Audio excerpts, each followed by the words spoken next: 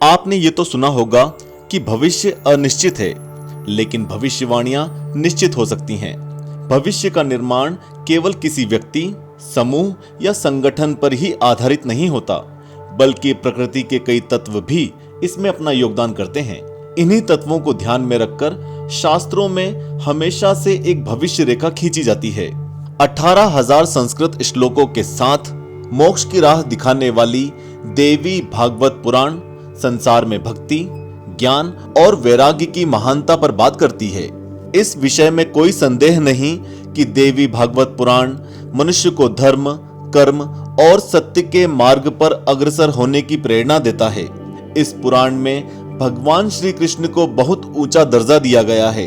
हिंदू धर्म में 18 पुराणों में से एक देवी भागवत पुराण में कई ऐसे श्लोकों का जिक्र मिलता है जो आज के कलयुग को लेकर काफी कुछ कहते हैं। माना जाता है कि भविष्य की संभावनाएं अनंत हैं, लेकिन पुराण में कुछ संभावनाओं को निश्चित तौर पर बताया गया है और इन्हीं संभावनाओं को हम भविष्यवाणी का नाम देते हैं। देवी भागवत पुराण इन्हीं संभावनाओं पर बात करता है और कलयुग को लेकर एक भविष्य रेखा खींचता है। 5,000 साल पहले लिखे गए इस पुराण में कई ज्ञानदायक बातें लिखी गई हैं। साथ ही साथ 10 ऐसी भविष्यवाणियां की गई हैं जो कलयुग के संबंध में हैं और काफी चिंताजनक हैं। चलिए इन भविष्यवाणियों पर एक नजर डालते हैं। स्वागत है आपका आस्तिक स्पिरिचुअल सीक्रेट्स में। लेकिन आगे बढ़ने से पहले चैनल को सब्सक्राइब करना ना भूलें और वीडियो को जरूर लाइक करें। तो चलिए शुरू करते हैं।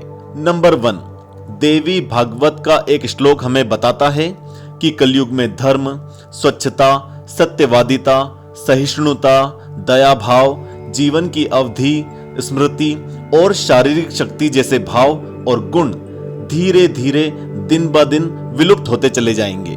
नंबर 2, दूसरे श्लोक के मुताबिक कलयुग में जिस व्यक्ति के पास जितना ज्यादा पैसा होगा वह उतना ही संपन्न और गुणी माना जाएगा। यहाँ तक कि कानून और न्याय भी केवल एक शक्ति के बल पर ही लागू किया जाएगा।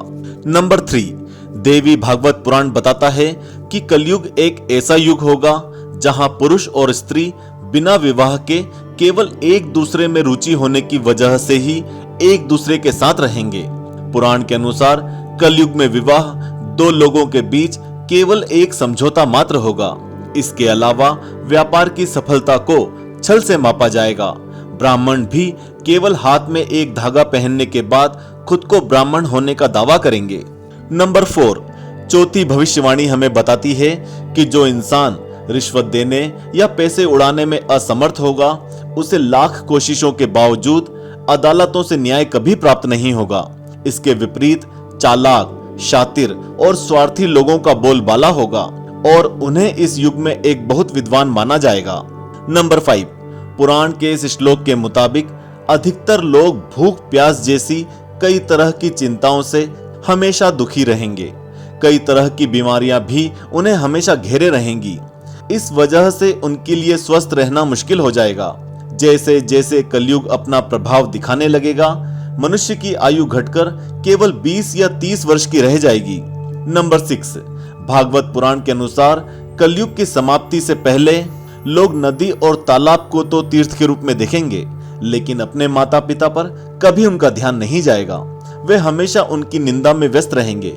स्त्री हो या पुरुष, सभी सुंदरता के नाम पर लंबे लंबे बाल रखने लगेंगे और इंसान केवल अपने पेट भरने को ही जीवन के लक्ष्य के रूप में देखेगा। नंबर 7, धीरे धीरे करके धरती पर कभी बारिश नहीं होगी, चारों ओर सूखा पड़ जाएगा। ऐसे में कभी कड़ाके की ठंड होगी तो कभी भीषण गर्मी जीने नहीं देगी।